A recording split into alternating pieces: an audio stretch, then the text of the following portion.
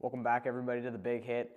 I'm Danny Erb, and today I'm going to be talking a little bit about the NBA season, how it's wrapping up, and a little bit about how the standings are. So, as of right now, there's about 8 games left in the season. It's coming down to the wire, and we're going to start off with the Western Conference right here. The Suns they wrapped up the 1 seed a while ago, so now it's the Grizzlies in second place. So the Grizzlies do have the easiest schedule as of now going into the playoffs, and then I believe it is the Mavericks, or no, it's the Warriors sitting at 3, Mavericks at 4, Jazz 6, Nuggets 7, and then the Lakers are fighting for their lives right now to even get into the playoffs.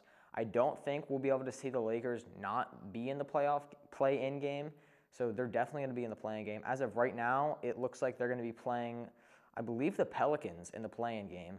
So that will be very interesting to see who will come out of that matchup, because we know the Lakers have been struggling the entire year.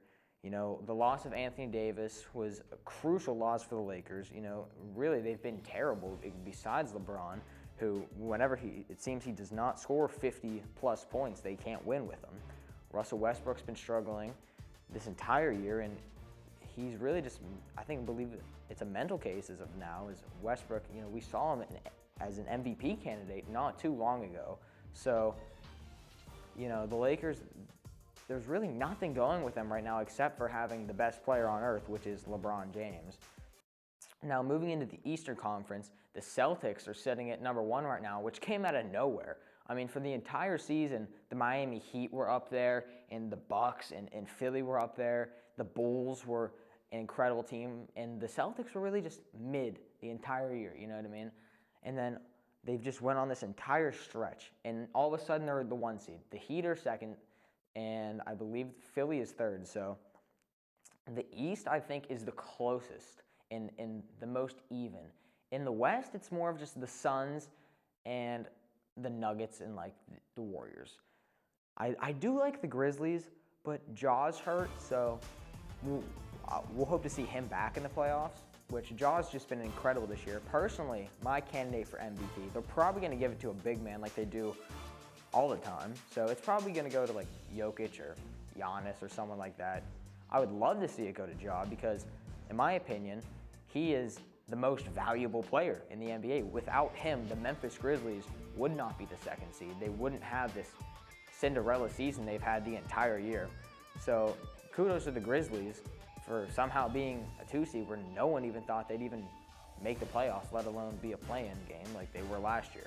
But back to the East, what really surprises me is the Heat. That team is so deep. I mean, you have Victor Oladipo coming back, Kyle Lowry at point guard, Jimmy Butler, Tyler Hero, Bam Adebayo. I mean, that team is loaded with talent. And don't even get me started. You have Tyler Hero coming off the bench. He's averaging 20 points. I mean, he's a lock for 6th man of the year. So the Miami Heat, the fact that they're not number 1 right now scares me a little bit for how they've been in the playoffs. And really something that has caught my eye is the Nets. You know, everyone expected them and the Lakers to be the number 1 seeds in the West and the East. And right now, the Nets are they're in the play-in game. And it appears, I think, right now they'd be playing, I believe, Cleveland. So the Nets would be playing Cleveland in the play-in game. And honestly, give me Cleveland in a 7-game series, in a 1-game series for the play-in. Give me Cleveland all day.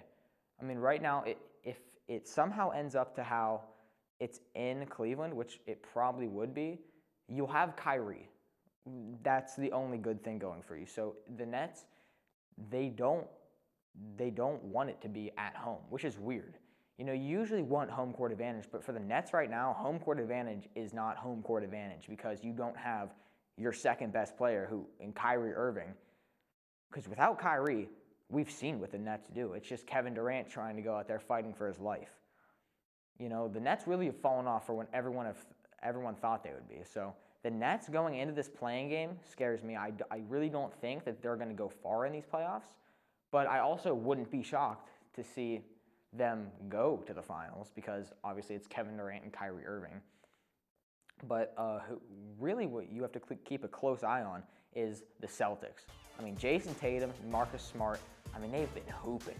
Jason Tatum has just been the most consistent player this season, and he's not backed down. And with the help of Marcus Smart right there, I mean, that's a great duo. I mean, they're one of the probably top 5 duos in the league right now, and I know that's a shock to hear because you have incredible duos, but right now, Marcus Smart and Jason Tatum, that's a top 5 duo. That's a top 5 duo in the NBA. The Bulls. I'd like to touch on the Bulls a little bit just because how hot they started off this season. You know, they started off as the best record in the NBA at one point, and after that, they've kind of coasted a little bit. The Bulls have kind of coasted a little bit. DeRozan was an MVP candidate, one of the front runners, and now he's just kind of like, he's not really in the mention for MVP anymore, but Bulls fans will say otherwise. So you have DeMar DeRozan and Zach LaVine. I mean, that's incredible. DeRozan and LaVine have been bouncing off each other tremendously this season. We've seen what DeRozan do that he has not been able to do on other teams, as in the Raptors and the Spurs. He's really started to become a much better all-around shooter. I mean, we already know DeMar DeRozan has one of, if not the best, mid-range shot in the NBA. And with Zach LaVine, who's one of the most consistent three-point shooters in the NBA and an incredible paint attacker, I mean, that team is dangerous. And you have Caruso coming off the bench, which I'm a big fan of Alex Caruso, so the Bulls are looking good. Now we go to my team, the Toronto Raptors, who just moved into the 6th spot last night after a win against, I think, Indianapolis. We won by like 40, I don't know. The stadium caught on fire though, so that was cool. So the Raptors have really been a team this year that has shocked, you know, a lot of teams they've played. You know, the Raptors, we beat the Suns. We're beating these incredible teams, and that's really the story the Toronto Raptors have been this entire season, is kind of a slept-on team that no one really expects to do it, and once they're slept on, they do it, and they deliver. I mean, we have Gary Trent Jr., who has been phenomenal this season, as well as Fred VanVleet and Pascal Siakam, which Siakam, I believe, last season had not so good of a season. You know, and everyone was making fun of Siakam, saying that all he does is just do spin moves in the paint. And now Siakam's averaging just under like 30 points. So, you know, big ups to Pascal and the Raptors for becoming this team that really no one expected that they could become and do. So the Raptors are really a great team going into this playing game, and I truthfully believe that they can beat a lot of these teams in the East. The only team I see them struggling against is the Celtics and the Bucks. I mean, there's really no stop for the Bucks. Giannis Antetokounmpo is outstanding, and the only reason the Raptors did beat them a couple years ago was because of Kawhi Leonard, and that Raptors team was just so deep. But this year, there's really no stop for Giannis. He's been incredible this year, and so going into the playoffs, I'm not really sure where the Bucks will go, if they will go deep, but Giannis is just one of those guys that is going to get the job done no matter what. So the East is very confusing to really say who you think the outright winner will be going into the NBA Finals. Honestly, almost every team in the playoffs can go to the finals.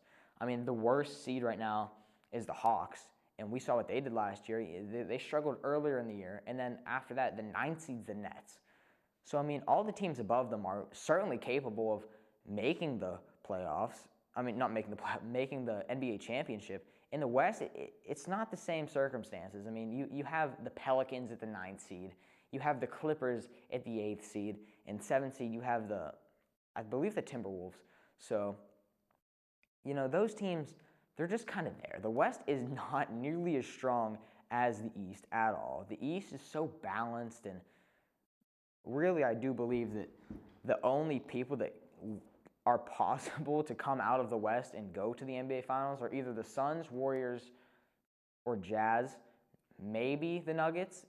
They've always struggled in the playoffs. Jokic has never really showed up in the playoffs. So the West is really, it's not as talented as the East. The East is incredible this year. So going into the playoffs, my prediction for the NBA champions are, it pains me to say this, but I think the Philadelphia 76ers are probably going to win the championship. And I hate that. As a Raptors fan, it's just sickening to say, but I mean, you have James Harden and Embiid, and I don't like Embiid, and now I don't like James Harden, but that team is so good. I mean, we've seen what Embiid and Harden do when they're on the court with each other, let alone you have Tyrese Maxey, and I mean, you did lose players like Andre Drummond and Seth Curry, so that is rough for the 76ers, but I truthfully believe that Harden and Embiid will make a playoff push and take their team to the NBA Finals. As much as I don't want to see it, I will be rooting so much against the 76ers. I hope they get swept by whoever they play, maybe the Cavs, or I hope they get swept by the Hawks. You know what I mean? I hope they have a terrible, terrible postseason, but deep down, I believe the 76ers will make the NBA championship, possibly win. Now, my West, who I think will make it from the West, I want to say the Jazz. I want it to be the year that Donovan Mitchell and Rudy Gobert step up and get there, but I just don't see it this year. I think that the Golden State Warriors go back, restart their dynasty, Steph Curry gets another championship, or the 76ers. I'm not saying who's going to win the finals because I have no clue, but I could see the Warriors making the finals. I mean, Steph Curry, Klay Thompson, Andrew Wiggins, they've all been hooping this year. I mean, they've been great. So that's really my predictions for the finals so far. Now, I believe the Lakers, I wanted to touch on this a little bit about if they even can get into the play-in game. I believe right now, I just check over here, they are only one game ahead of the Spurs going into the playoffs, and then Portland's right. I mean, it's close. The Lakers have to finish strong, and we know that they have not been able to this season. I mean, the Spurs, if you don't make the play-in game and the Spurs do or the Trailblazers do, I mean, that's sad. That would be pathetic on LeBron James' behalf. If you were the best athlete in the world right now and you can't make the NBA playoffs in this Western Conference, I mean, that would be pathetic, and LeBron, you got to leave, bud. You can't stick on a team that can't make the playoffs. If the Spurs get in, you have to finish strong. The Lakers have the second easiest schedule going into the postseason. I forget all the teams they play, but I remember seeing that they have the second easiest schedule. So going into the playoffs, LeBron needs to step up his game, and Russell Westbrook needs to figure it out. I know you don't have Anthony Davis right now, but you're still the Los Angeles Lakers, and you have a lot of expectations, especially from that offseason you had where you signed 3 MVP candidates. I mean, if it would be embarrassing to Los Angeles if the Clippers got in and the Lakers did not. I mean, they don't even have Kawhi as of right now. It's just Paul George just hooping.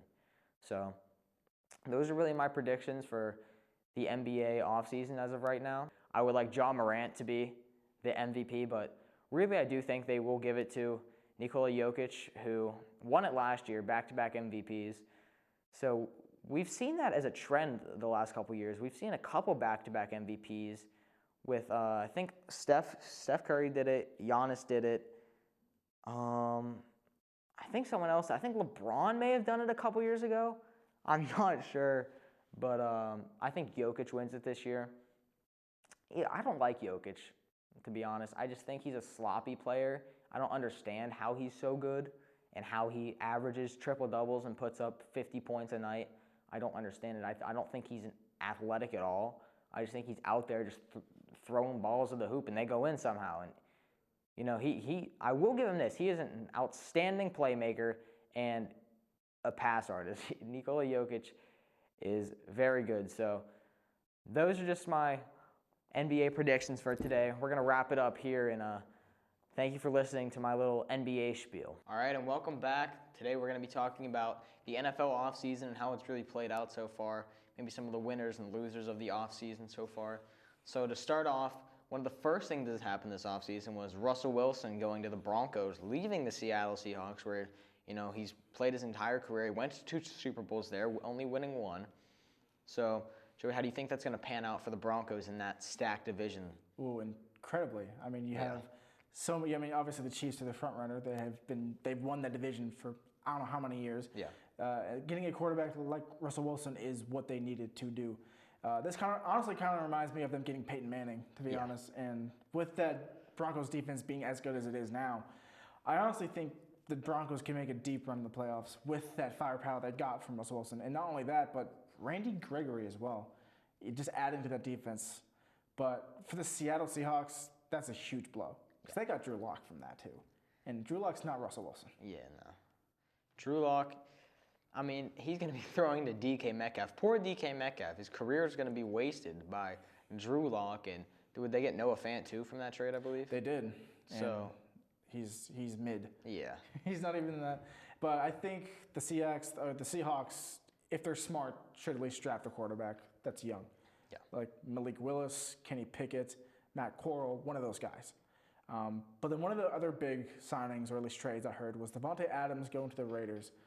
Aaron Rodgers wanted so much money, the fact that he drove his best weapon that he've ever had out of town and then signed with the AFC West team. I don't know.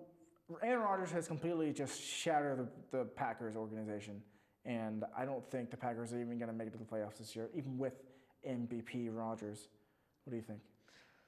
I still think they make the playoffs. I mean, that division is terrible besides them. I mean, the second best team is the Vikings. Yeah. I mean, they did just get Zadarius Smith, but, like, that's not going to... It's Kirk Cousins slinging the rock back there. Kirk Come Cousins, on. Yeah. He couldn't even, like, hit a hole in the Pro Bowl when they're, like, one of those competitions. So I agree with you. I still think, I mean, didn't they just lose? They lost Valles Scantling also. Yeah. He got signed by the Chiefs, who also signed Juju, but lost their best receiver, Tyreek Hill, the guy who has been the best at deep balls in the NFL, now is going to the Dolphins, who is now being paired up with Jalen Waddle, one of the fastest receivers in the league, making the fastest wide receiver duo in the league. Do you think it's going to benefit the Dolphins more, or do you think it's going to benefit the fact that now the Chiefs have more cap space since they got rid of Tyreek? I never thought cap space was the issue for the Kansas City Chiefs, just because, you know, they've kind of bred that offense. They've never really built that team, except the only really big signing we've seen out of them is Tyrann Mathieu, which was a couple years ago. And so the Chiefs have never really been the team to sign big names and bring in these guys. We've just kind of seen them draft and bring up the teams. We've seen Patrick Mahomes, Travis Kelce, and now gone Tyreek Hill. And now you add Juju Smith-Schuster, which to me, I think that he's just going to be a bigger distraction. You know, as a Steelers fan, I loved Juju and his antics and all that stuff. You know, I like those guys with, you know, bring a little bit of that stuff to the team. But in Kansas City, where you already have Jackson Mahomes and Brittany Matthews as a distraction. You know they're going to do a TikTok collab. I mean, they have to. They have to. And with that, now Patrick Mahomes has 3 things to worry about now. Yeah. And now Juju Smith-Schuster, who went to Kansas City to be a number 2, because we saw with Juju and Antonio Brown, when Juju was a number 2, he was a Pro Bowler and an outstanding wide receiver, and now he's Patrick Mahomes' number 1 option. I mean, I kind of feel bad for Patrick Mahomes. Oh, I do too. I mean, he doesn't deserve all the distractions he has, and we're not going to get into the antics of Brittany or Jackson, whoever. We're going to stick to the NFL offseason, which is another crazy signing was Matt Ryan going to the Colts. The Colts got rid of Carson Wentz and then received Matt Ryan from the Falcons. How deep of trouble do you think the Falcons are in right now? I'm a Marcus Mariota fan. Really? I love Marcus. And I would have loved to see him come to my team, the Pittsburgh Steelers. No. I still think Marcus Mariota has it. I don't think so. I'm a Mariota guy. I love Mariota. I don't think so. And when I saw him play for the Titans, he was literally just average. He had one good play against the Chiefs in the playoffs. I don't know why you like Marcus Mariota I love Marcus Mariota. I mean, his first play in the NFL was like a 90-yard run for himself. I mean, that was awesome. I still think Marcus Mariota has it in the tank. He's still not that old. And, you know, the Falcons, that's kind of their only hope. And Mariota back there, we see what he did at Las Vegas when he split reps with Derek Carr. He would come in, run those read options, and get like 20 yards sometimes off those runs. That's just like the only reason he's good, though, is because he's able to come in to give Carr breaks. Yeah. I don't know if he's good enough to be a starting quarterback in this league, and that's my issue with him. But speaking of quarterbacks that's given a second chance, Steelers picked up Mitchell Trubisky even though they're said Mason Rudolph is going to be the starting quarterback, they went and picked up Mitchell Trubisky, which I am optimistic. I think he's grown in the past 2 years as Josh Allen's backup. However, my hopes are not that high. We all saw what he did in Chicago. Granted, while he did lead them to 2 playoff appearances, he's not that guy just yet. Still better than Mason Rudolph, though. I saw a stat on Instagram the other day, and it was Mitch Trubisky has more wins, has a better record overall than Deshaun Watson. I saw that too. So we're bringing in Pittsburgh. We're bringing in the MVP, Mitch Trubisky. Now it's Mitchburg. So, I am optimistic as well. I don't think he's going to light the world on fire. No. But, we rebuilt that offensive line. Now we have Najee. Najee's going to be a way better weapon. It's still, as much as I love Ben Roethlisberger, it's a step up from Ben. You know what I mean? Ben couldn't run 3 yards down the field. Yeah. Mitch Trubisky's kind of a little bit mobile. And more mobile than him. And, Mitch was kind of disrupted by that Matt Nagy offense, which was just terrible. So, this is kind of Mitch Trubisky's redemption, I'd like to say. Yeah. So we'll see what Mitch can get done in Pittsburgh. And, if he's not the guy, draft Kenny Pickett or Malik Willis and start over with that. That would be a dream. Yeah. Either Kenny Pickett or Malik Willis I'd be happy with. But you talked about Deshaun Watson, who is now a Brown, which I don't think anybody really saw coming. Do you think that he will benefit the Browns, or do you think it's just going to be like another Baker Mayfield and coaching staff will just run him to the ground? Cleveland is where quarterbacks go to die. Yeah. It's sad. I loved Baker Mayfield. I loved his presence and how he carried himself. I thought he was awesome. And then, Cleveland is a fan base to the second your quarterback starts to, fall off a little bit, they burn you to the ground. Yeah. And so if Deshaun Watson doesn't come in to Cleveland with these high expectations, Cleveland fans are going to rip him to shreds. Oh, yeah. And I do like Deshaun Watson as a quarterback. I think he was a phenomenal quarterback in Houston and at Clemson. So it's going to be interesting what he can do in Cleveland. Oh, absolutely. And obviously, I don't think Deshaun Watson's going to be that good in the Browns because, like I've said previously, the past 10 years, it doesn't matter how much talent you have. It's about the coaching staff and how well those guys built the chemistry. And I don't know how well Nick Chubb, Jarvis Landry, which, by the way, apparently Jarvis Landry wants $20 million a year. He's not worth $20 million a year. Are you kidding me? There's no way. Either A, they're going to release him, or B, going to sign him or trade him if he really wants $20 million a year. There's no way in hell. But another defensive signing, Chandler Jones, who was on the Cardinals, is now a Raider. Which is, again, that's another firepower that's going to the Raiders. The AFC West is completely being transformed this offseason. And they have to because they got to put up with the Chiefs throughout twice a game or twice a season. So after all of this, after all these signings with the Chargers, the Raiders, and then the Broncos, which team do you think is in a better position to win the AFC West? Give me the Chargers. Really? Yeah. Joey Bosa, Khalil Mack, and now J.C. Jackson. You have Derwin James. Yeah. And then on offense, you have Keenan Allen, Mike Williams, Austin Eckler, and my man Justin Herbert. I love Herbert. He's my favorite quarterback in the NFL. I just think he's so good at what he does. Yeah. And I think that they win that division. I think it's tight, them and the Chiefs. Chiefs get the wild card. Yeah. Yeah, that's my predictions for that. I do predict the Chargers to win the AFC West this year because I think the Chiefs took a step back losing Tyreek. Yeah. Because he was their biggest weapon. And as good as Travis Kelce is and as good as Juju is and the other receivers they have, they're not Tyreek Hill. That guy could take the ball to the house on a freaking slant and a curl route. So I do think the Chiefs are at least going to get second in the division, worst third.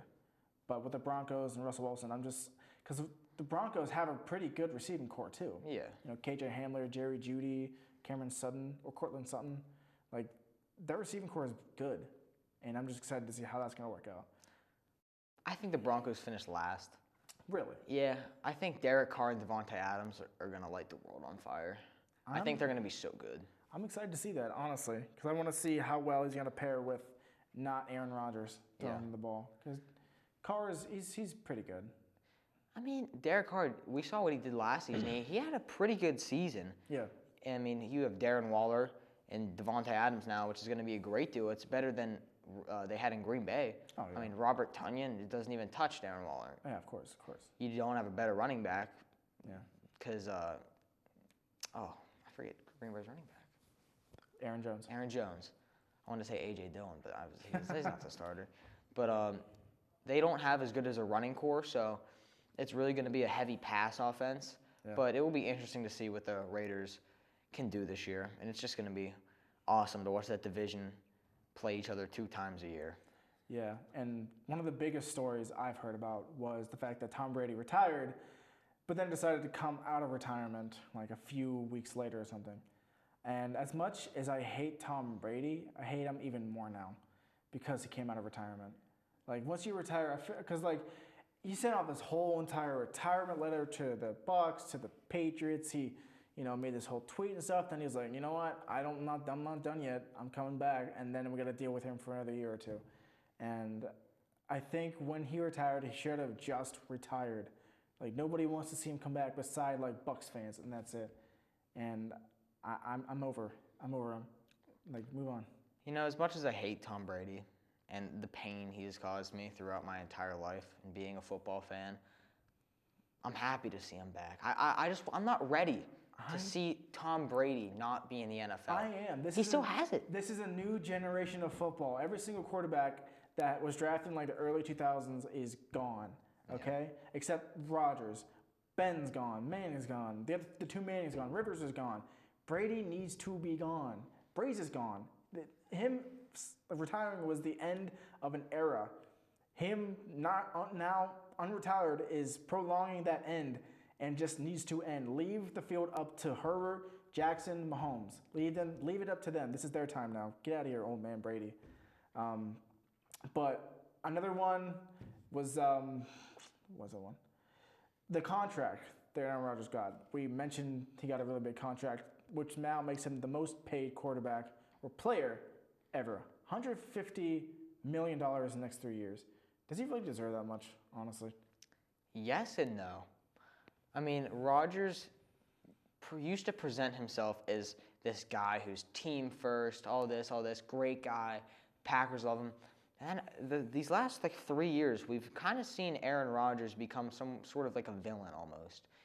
Yeah. He's not getting along well with the organization, and now he's stealing all the money from the Packers, so they can't keep their best player and Rodgers' supposed best friend, Devontae Adams.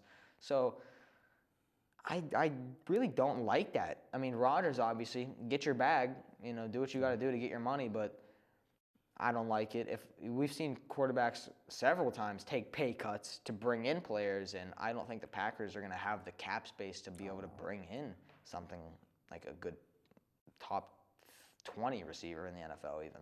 Yeah, I mean, that's like the biggest thing about this draft is the need for receiver is now going up. So I think the draft is going to where all those receivers are going to actually probably get drafted in the first, second round. Yeah. But I think Odell Beckham Jr. still is not signed with the team. So he is not. I remember when he was cut from the Browns, he was contemplating going from the Rams and the Packers. So we could still see OBJ go down to Lambeau and work with Rodgers and see how that turns out. Maybe. Just maybe. Yeah. But that is it for the big hit today. Thank you guys so much for watching, and thank you to everybody in the control room for helping out with this. Thank you so much, Danny, for talking NFL with me. Please don't be afraid to follow us on TikTok, Instagram. Don't be afraid to follow me and Danny on Instagram, TikTok, or whatever. Thank you guys for watching, and we'll see you next week.